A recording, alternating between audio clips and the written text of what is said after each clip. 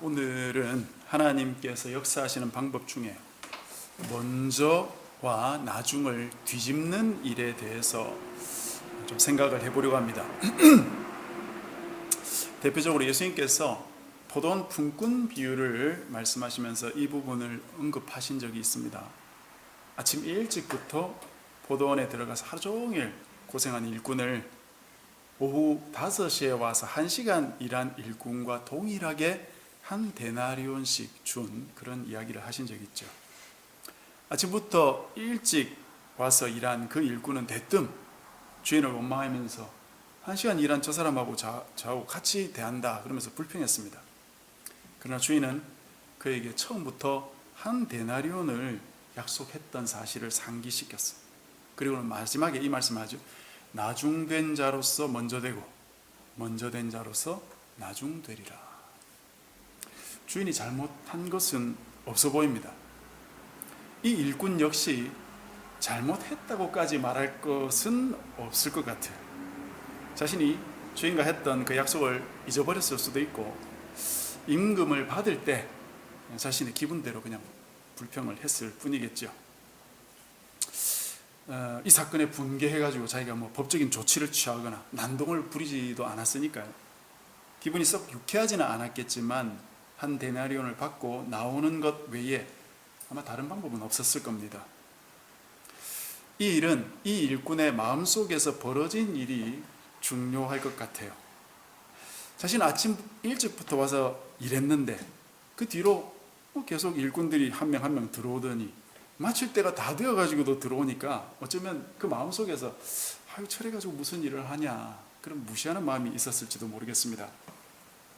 자신은 아침 일찍부터 나와서 일했기 때문에 이 포도원의 일이 어떻게 돌아가고 또 필요한 도구들은 어디에 있고 주인은 어디서 무슨 일을 하는지 그런 전반적인 상황을 알고 있었을 수도 있겠죠.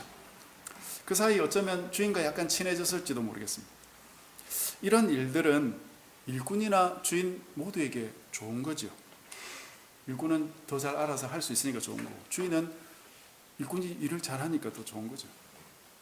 이 모든 것이 이 일꾼에게 기득권으로 작용하기 전까지 그런 것입니다. 이 모든 게 기득권으로 작용할 때부터 이 일꾼과 주인의 관계는 뒤틀리기 시작합니다. 주인은 1시간 일한 사람부터 한 데나리온의 임금을 주기 시작해서 맨 처음 온 사람까지 동일하게 한 데나리온씩 주었어요. 주인이 한 것은 나중 온 자에게 은혜를 베푼 것입니다. 그런데 처음 온 일꾼이 분노했어요. 아마 1시간 일한 사람에게 반 데나리온 줬다면 별다른 말 안 했겠죠. 여기서 우리가 정리해 볼 수 있는 것은 이 일꾼의 불평은 상대적인 것이다. 자기보다 일을 덜한 사람이 자신과 동일하게 대우받으니까 기분 나쁜 거죠. 이 이야기는 오늘 우리가 사는 세상의 가치관과 동일한 부분이 있고 여기 있는 우리도 대부분 이 일꾼의 생각에 어쩌면 동의하기 쉬울 거예요. 많이 일한 사람이 많이 벌고 적게 일한 사람은 적게 벌어야 되지 않습니까? 그게 오늘날 우리 사회의 정의 아닙니까? 물론 이 주인처럼 적게 일한 자에게 일하기 어려운 상황에 있는 자에게 자비를 베풀어 주는 것은 있을 수 있는 일이지만 그런 일이 너무 자주 또 많이 일어나는 건 좀 곤란하겠죠. 왜? 우리가 사는 이 세상의 자본주의 질서가 방해되니까. 우리 하나님을 믿는다면 우리의 가치관이 과연 하나님의 가치관으로 무장되어 있느냐 하는 걸 생각해 보아야 됩니다. 예수님은 세상의 가치가 전복, 뒤집힐 걸 선언하고 계시죠. 나중 온 자가 먼저 되고 먼저 온 자가 나중 될 것이다. 세상의 가치관이 건전해 보일지라도 진리와 그것을 구분하는 것은 필요합니다. 진리는 진리이지 건전한 게 아니죠. 진리는 다른 무엇과도 타협할 수 있는 게 아닙니다. 최선의 가장 무서운 적은 최악이 아니라 차선이라는 말이 있죠. 진리의 가장 무서운 적은 적나라한 거짓이 아니라 그럴듯한 반쪽짜리 진리입니다. 영국의 시인이었던 알프레드 테니슨이라는 사람이 쓴 시에도 이런 내용이 나옵니다. 진실이 반쯤 섞인 거짓말이 가장 시커먼 거짓말이고 완전 새빨간 거짓말보다 더 대항하기 어려운 법이라고 노래했어요. 오늘 본문 말씀을 살피면서 이 십자가 사건과 관련해서 하나님께서 일으키신 전복 사건, 그런 걸 몇 가지 좀 정리를 해 보려고 합니다. 아리마디 요셉이 요청해서 예수님의 시신을 자신의 돌무덤에 장사했습니다. 그때 대제사장들과 바리새인들이 함께 빌라도에게 몰려와 이렇게 말했습니다. 63절입니다. 주여, 저 속이던 자가 살아있을 때 말하되 내가 사흘 후에 다시 살아나리라 한 걸 우리가 기억하노니 그러므로 명령하여 그 무덤을 사흘까지 굳게 지키게 하소서. 여기서 대제사장들과 바리새인들이 빌라도를 부를 때 주여라고 했어요. 이 단어는 퀴리오스라는 단어입니다. 일반적으로 주인을 의미할 때 사용하지만 성경에서는 제자들이 예수님을 부를 때 사용했던 단어입니다. 그 단어를 대제사장들과 바리새인들은 지금 빌라도를 부를 때 사용하고 있어요. 물론 그가 당시 팔레스타인을 다스리고 있던 총독이었기 때문에 존경의 뜻을 담아서 그렇게 부를 수 있겠습니다만 이들이 단지 이때만 그렇게 한 건 아닙니다. 이전에 있었던 일을 다시 한번 생각해 보십시오. 이들이 예수님을 처형해 달라고 빌라도에게 데려왔을 때 빌라도는 예수님을 가리켜서 너희들의 왕이다 이렇게 불렀어요. 그때 대제사장이 한 말은 이거였죠. 가이사 외에는 우리에게 왕이 없나이다. 이들은 당시 로마 제국의 황제, 누가복음에 등장하는 대로 디베로라는 사람이죠. 티베리우스, 그 사람이었는데 로마 황제가 자기들의 왕이라고 자처했어요. 예수님이 유대인의 왕이라는 사실을 인정하기 싫어서 한 소리였겠지만 이들은 하나님의 백성이 아니라 로마 황제의 백성으로 자처했단 말이야. 그러나 이런 사건이 뒤집히는 일이 십자가 아래에서 벌어졌습니다. 예수님이 죽으실 때 골고다에는 어둠이 3시간 지속이 되었고 지진이 일어나서 성소 휘장이 위에서부터 아래로 찢어졌죠. 그때 예수님의 죽음을 목격했던 백부장이 뭐라고 했습니까? 이 사람은 진실로 하나님의 아들이었도다. 이 백부장이야말로 말 그대로 가이사르를 왕으로 섬기던, 가이사르를 신의 아들로 섬기던 그런 사람이 아닙니까? 이 사람의 입에서 가이사르가 아니라 예수가 신의 아들이었다라는 정반대의 고백이 터져 나온 거죠. 뒤바뀐 것이죠. 하나님의 백성의 지도자들이 로마 황제의 백성이 되어버렸고 로마 황제의 백성이 하나님의 백성이 된 사건입니다. 십자가가 아니고서는 이런 일이 일어날 리가 없죠.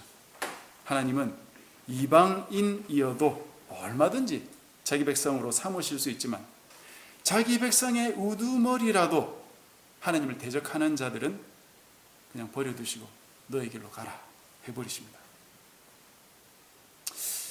첫 번째 역전의 일이고요. 두 번째는 제자들의 역전이 일어납니다.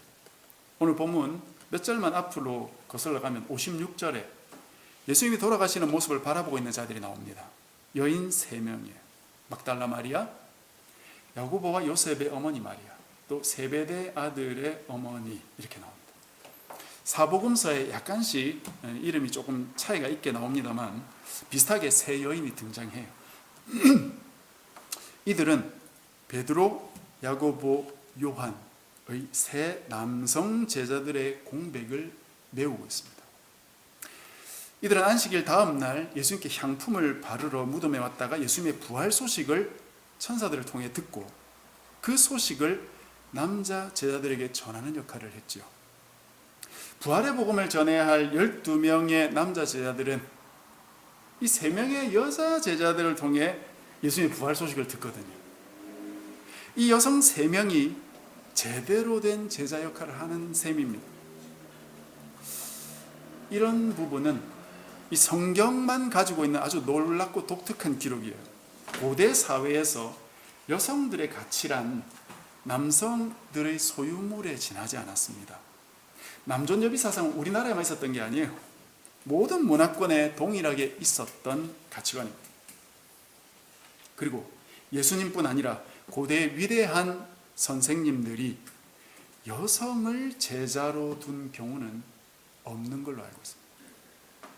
그런 가치관들이 중세를 지나면서 가톨릭 운영에서 더욱 강화됐고, 근대에 와서야 여성들이 배우기를 시작하면서 세상을 다른 눈으로 보기 시작했고, 자신의 글을 쓰기 시작하면서 인류의 반쪽인 남성들에게 자신들의 존재를 알리기 시작했던 거예요. 저는 최근에 그 페미니즘에 관한 글들을 많이 접하면서 그들의 이야기에 귀 기울일 필요가 있겠구나 하는 생각을 많이 하게 됐습니다. 무엇보다도 남성으로서 여성들이 그동안 받아왔던 대우에 대해서 너무나 몰랐구나 하는 생각을 참 뼈저리게 많이 하고 있습니다. 상대방의 입장과 내 입장을 바꾸어 생각해보는 역지사지는 항상 어려운 것이지만, 그 중에도 남성들이 여성들의 입장에 서보는 건 거의 불가능한 일에 가깝지 않나 그런 생각이 들어요. 왜냐? 존재 자체가 매우 다른데 같거나 비슷하다고 인식하기 때문이에요. 제일 비근한 예로, 여성 혼자 타고 있는 승강기에 남자가 불쑥 타면 그 여성이 마음이 어떨까 하는 생각을 남자들이 몇 년 전까지만 해도 별로 가지지 않았습니다. 여러 번 이 관련 사고가 터지면서 남성들이 이 부분을 인식하게 됐거든요. 남성들은 느끼지 못했던 불편을 여성들은 태어나면서 늘 의식하면서 살아가야 했던 것이죠. 저녁에 내가 우리 집으로 가고 있을 뿐인데 몇 걸음 앞에 어떤 여성분이 가면서 자꾸 힐끗힐끗 뒤로 돌아본다면 어떻게 하는 게 좋겠어요? 잠시 자리에 있다가 뭐 딴짓을 한다든지 아니면 다른 길을 통해서 집으로 가는 게 좋겠죠. 지금은 웬만한 남성들의 머릿속에 한 부분을 차지하게 된 이런 생각들이 10수년 전만 해도 대부분 남성분들의 머릿속에 없었습니다. 물론 페미니스트들의 주장이 다 옳지는 않겠지만 그것 역시 페미니스트들만에 국한된 건 아니죠. 복음을 전하는 저 같은 목사도 다 옳은 소리 하는 거 아니잖아요. 누구나 마찬가지. 그러나 남자라면 그들의 이야기를 한 번쯤 들어봐야 돼요. 나아가서 역사적으로 여성들이 받았던 대우에 대해서 조금만 더 살펴본다면 좀 더 균형 잡힌 남성과 여성의 관계를 정립해 가는데 도움이 되지 않겠나 그런 생각이 참 많이 들었습니다. 예수님은 남자지만 하나님이시니까 남성 여성 가릴 것 없이 잘 알고 계셨을 거라고 생각이 들고요. 그래서 여성들도 가까이 하고 제자로 두셨지만 우리가 예수님 따라가려면 노력을 많이 해야 되죠. 내가 모르는 거 배우기도 해야 되고 그 배운 대로 따르려고 애도 써야 되는데 배우는 것조차 잘 하지 않으려고 하면 희망이 없겠죠. 이런 부분들이 두 번째 역전되는 부분입니다. 세 번째는 지난주에 살핀 부분인데요. 안식일의 주인이신 예수님께서 안식일 규례에 밀려서 제대로 씻지도 못하고 장례가 치러졌었죠. 이건 예수님을 존경하던 사람들조차 예수님을 잘 몰랐고 당시 규례에 매여서 과오를 저지른 것인데, 결국 그런 푸대접을 받고 돌아가신 예수님께서 사망의 권세를 깨뜨리시고 부활하심으로써 자신이 먼저 참 안식에 들어가셨고 그 이후로 자기 백성들을 영원한 안식, 참 구원, 진정한 거룩으로 이끌어 가시는 우리들의 왕이 되시니까 얼마나 큰 역전이 일어난 것입니까? 인간들이 아무리 중요하게 여겨도 어떤 여기는 그런 규범이 있다 해도 그것이 하나님의 뜻이 아니라면 하나님은 얼마든지 간단하게 뒤집어 버리실 수 있으시죠. 안식일을 지킴으로 거룩함에 이를 수 없죠. 예수 그리스도가 우리를 거룩하게 하시고 참 안식에 이끌어 가신다고 2000년 전에 주님께서 가르쳐 주셨어도 안식일을 주일날로 바꾸어가지고 주일 성수를 신앙의 핵심으로 강조하는 지금 이 한국교회의 모습은 보통 문제가 아니라고 여러 번 제가 말씀드렸습니다. 그리고 네 번째로 바로 오늘 본문의 내용입니다. 대제사장들과 바리새인들이 빌라도에게 와서 자신들의 염려를 말했습니다. 한 번 더 제가 읽겠습니다. 주여, 저 속이던 자가 살아있을 때 말하되 내가 사흘 후에 다시 살아나리라 한 것을 우리가 기억하노니 그러므로 명령하여 그 무덤을 사흘까지 굳게 지키게 하소서. 그의 제자들이 와서 시체를 도둑질하여 가고 백성에게 말하되 그가 죽은 자 가운데서 살아났다 하면 후의 속임이 전보다 더 클까 하나이다. 저는 이 부분이 참 재미있는 부분이라는 생각이 드는데요. 지금 제자들은 십자가 주변에 요한 빼고는 아무도 없었죠. 다 도망가고 숨었어요. 자기들의 스승이 십자가형을 받으니까 낭망하고 망연자실해 있을 겁니다. 그들이 예수님의 부활을 기대했으리라고 생각하지 마십시오. 전혀 그렇지 않습니다. 앞으로 우리가 계속 살펴보겠지만 제자들은 부활하신 예수님을 만난 뒤에도 여전히 한동안 멍한 상태로 살아갑니다. 그런데 지금 로마 황제를 자기들의 왕이라고 주장하던 이 대제사장들과 바리새인들이 빌라도에게 와서 뭐라고 말합니까? 저 예수가 살았을 때 사흘 후에 다시 살아난다는 말을 했다고 기억하고 있는 거예요. 예수님께서 부활하겠다는 말씀을 제자들은 잊고 있는데 유대교 지도자들은 기억하고 있다는 겁니다. 그런데 이들이 기억하고 있는 이유가 뭡니까? 그 말씀을 믿어서가 아니라 혹시 제자들이 예수의 시체를 도둑질하고 나중에 예수가 부활했다, 그런 터무니없는 소문을 퍼뜨릴까 봐이죠.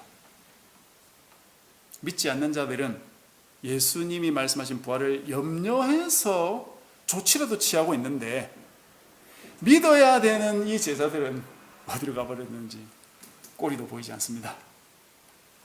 완전히 거꾸로 뒤바뀌어 버렸어. 어쨌든 그들은 경비병을 무덤에 세웠고 무덤 문을 돌로 임봉하고 지켰습니다. 웃긴 일이죠. 도대체 왜 무덤을 지켜야 되는지. 이 경비병들도 어이가 없었을 거예요.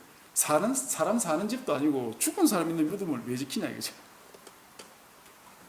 그런데 그렇게 지켜봐도 아무 소용이 없죠. 28장에 다음 장에 보면 지진이 나고 천사가 내려와서 무덤 돌을 굴려버리고 아주 무서운 모습으로 오니까 경비병들이 다 도망해서 대제사장에게 가서 그 사실을 있는 그대로 말합니다. 그러니까 대제사장이 그들에게 돈을 주면서 제자들이 예수님 시체를 훔쳐갔다고 말해라, 그런 소문이 퍼져나갔다고 그렇게 되어 있죠. 그런데 그들의 이 말이 사실은 말이 안 되죠. 만약 이들이 경비병을 보내서 지키지 않았다면 예수님 시체가 없어졌을 때 제자들이 예수님의 시체를 훔쳐갔다 하는 것은 그럴듯합니다. 그런데 그들이 지키고 있었기 때문에 제자들이 예수님의 시체를 훔쳐갔다는 건 말이 안 되는 거죠. 이들이 경비병을 보내서 무덤을 지켰기 때문에 오히려 예수님의 부활이 증명이 되어버리는 것이죠. 뒤집히는 거예요. 하나님은 인간의 잔머리를 계속해서 뒤집으시죠. 잔머리 쓰면 안 됩니다. 잔머리 쓸 필요가 없어요. 하나님이 다 뒤집으시는데 괜히 피곤하게 잔머리 굴리지 마시라 이거예요. 잔머리 굴리면 자기 함정에 자기가 빠져요. 다섯 번째로 이제 마지막입니다. 지난번에 살폈듯이 예수님 죽으실 때 죽었던 그 전에 죽었던 하나님의 백성들이 오히려 부활하는 역사, 그걸 우리가 또 간단히 살폈죠. 우리도 주님의 구속 역사를 통해서 생명을 얻을 수 있다 하는 믿음을 우리가 가져야 되겠습니다.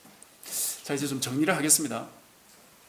저는 몇 가지만, 5가지만 말씀을 드렸지만 이 몇 가지만 살펴도 하나님께서 계속해서 인간들의 계획을 뒤집는 역사를 한다는 걸 알 수 있습니다. 최고 지도자들의 생각과 계획조차도 간단하게 뒤집어 버리셨죠. 언급하지 않은 것 중에 사탄도 있죠. 이 모든 계획의 저변에 사탄이 있습니다. 사탄이 예수님을 죽이려고 했고 그 뜻대로 십자가 못 박아 죽였어요. 그런데 그 사건의 결정타를 입은 건 오히려 사탄이었죠. 사탄의 모든 계략을 물리치고 죽음도 이기고 참 구원에 이르는 길이 열리게 되어버렸어요. 사탄도 뒤집어져 버린 거죠. 하나님이 왜 이런 식으로 역사를 하실까요? 왜 역전의 방식을 사용하실까요? 왜 먼저 된 자가 나중 되고 나중 된 자를 먼저 되게 하실까요? 우연히 그렇게 몇 번 하신 것일까요? 주님은 큰 자가 되려면 섬기는 자가 되고 작은 자가 되어야 한다, 그렇게 말씀하셨어요. 위대하고 큰일 하는 남자들 말고 여성들과 어린아이들과 죄인들을 가까이 하시고 그들에게 죄사함과 구원의 복을 주신 분이 예수님. 넓게 열린 큰 문으로 가라 하지 않으시고 좁은 문으로 들어가라 하셨어요. 이 어린아이 하나를 영접하면 나를 영접하는 것이라고 말씀하셨고, 그걸 최후 심판 비유에서도 사용하셔서 이 소자에게 한 일이 결국 나에게 한 일이다, 그렇게 말씀하셨어요. 과연 주님이 우연히 그런 역전을 말씀하셨을까요? 이삭의 아내 리브가가 에서와 야곱을 쌍둥이를 임신했을 때 이 둘이 엄마 뱃속에서 싸웠죠. 그러니까 이삭이 하나님 앞에 어떻게 해야 됩니까? 그렇게 여쭸어요. 그때 하나님이 뭐라고 말씀하셨습니까? 큰 자가 어린 자를 섬기리라. 이 어린 자였던 야곱도 나중에 12아들을 낳고 맨 막내인 요셉 그리고 베냐민을 사랑했어요. 야곱이 평생 자기 고집대로 살다가 죽기 전에 정신 차리고 요셉의 두 아들을 축복하는데 요셉 두 아들 중에 동생을 더 크게 축복을 합니다. 이런 작은 자, 나중된 자에 대한 축복, 이런 정신이 구약 성경, 신약 성경에 면면이 흐릅니다. 하나님께서 왜 이렇게 하셨을까 하는 거죠. 그건 아마도 우리가 이 세상에 살면서 이 세상 질서에 물들지 말고 하나님의 질서를 따르라고 하신 것 같아요. 이 세상의 질서는 어떤 겁니까? 힘세고 권력을 가진 연장자들, 즉 기득권층이 대접받는 질서죠. 그 질서 속에서는 여성과 아이들이 무시되고 나라 잃은 난민들이 무시되고 번듯한 집 한 채 가지지 못한 자들이 무시됩니다. 서울의 유수대학을 나오지 못한 사람들은 무시되고 억대 연봉을 받지 못한 사람들은 무시되고 중소기업 다니고 있는 사람들은 무시돼요. 이것이 오늘날 우리 사회의 모습이 아닙니까? 세계적으로도 별 차이 없어요. 왜 하나님께서 역전을 보여주실까? 하나님이 역전의 하나님이시고 역전을 일으키실 것이라는 사실을 기억하지 않는다면 아마 인간은 너무나도 건방지게 살 겁니다. 하나님을 믿는다고 하는 자들도 별 차이 없어요. 요즘은 교회가 기득권층이 되어버렸죠. 교회 안에도 권세자들이 행세하고 다니고 있습니다. 제가 늘 말하지 않습니까? 요즘 교회 문제가 보통 문제가 아니라고.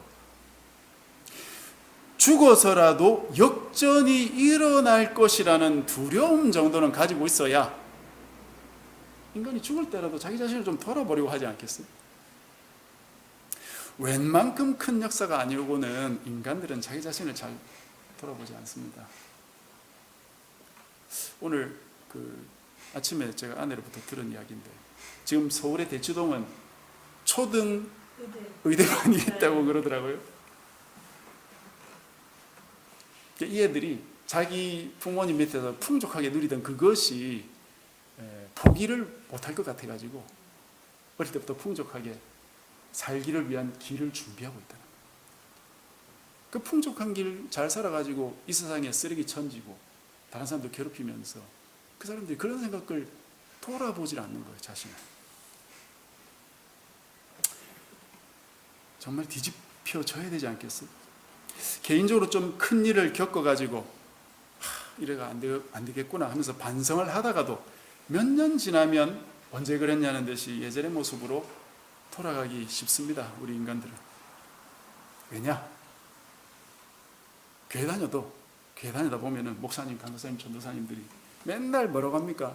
여러분 사랑받기 위해 태어난 종족, 여러분 축복받은 사람들, 당신이 무슨 짓을 해도 하나님은 다 용서해 주신다. 당신이 저는 하나님이 다 잊어버리셨다. 자꾸 그런 주입만 해주니까 아주 이상한 신앙의 모습만 남아요. 이게 우리 인간의 가장 큰 병이고 고칠 수 없는 질병입니다. 하나님이 아니시면 이 병을 고칠 수 없을 것 같습니다. 그래서 하나님께서 때때로 세상을 뒤집어 버리시는 이 특별한 역사를 사용하시는 것 같아요. 여러분의 세상은 안전합니까? 하나님께서 여러분의 세상을 뒤집지 않으셔도 괜찮겠습니까? 아니면 뒤집어 주셔야 할 것 같지만 제발 뒤집지 말아 주셨으면 좋겠어요? 이런 부분에 너무 큰 고민할 필요 없어요. 왜냐? 내가 하나님 백성이라면, 그리고 뒤집어야 할 때가 왔다면 내가 염려하고 걱정 안 해도 주님이 와서 그냥 뒤집으셔요. 걱정할 필요 없다 이 말이에요. 하나님이 뒤집으실 때는 내 의사와 아무런 상관없이 오로지 하나님의 그 크신 사랑으로 자기 백성을 뒤집어서 거룩하게 만드는 거니까 그냥 거기 순복하고 뒤집히시면 됩니다. 그리고 다시 시작하면 돼요. 다시 시작 안 하고 뒤집어지지 않으려고 버팅기는 것이 문제인 것이죠. 그러나 이런 어려운 길, 그런 시간들을 겪지 않으려면은 미리 평소에 주님 말씀 묵상 잘 하고 나 자신을 쳐서 복종시키고 내 십자가를 지고 걸어가는 그 십자가의 삶, 그걸 우리가 살아가야 될 것입니다. 말씀을 맺겠습니다. 주님은 역전의 주관자이십니다. 인간들의 잘못된 가치관들을 모조리 뒤엎으십니다. 우리들은 하나님의 백성들로서 어리석은 인간들이 가는 길을 가서는 안 되겠습니다. 하나님이 말씀하신 진리의 길을 걸어가야 되겠습니다. 그래서 보잘것없는 내 육체의 생명도 영적인 생명으로 역전되기를 바랍니다. 육체의 생명 붙들고 살지 말고 영원한 생명을 바라보면서 이 땅에서도 그 생명을 누리며 살기를 원합니다. 그래서 우리도 하나님의 역전의 그 역사를 이루는 모든 백성들이 다 되시기를 주님의 이름으로 간절히 축복합니다.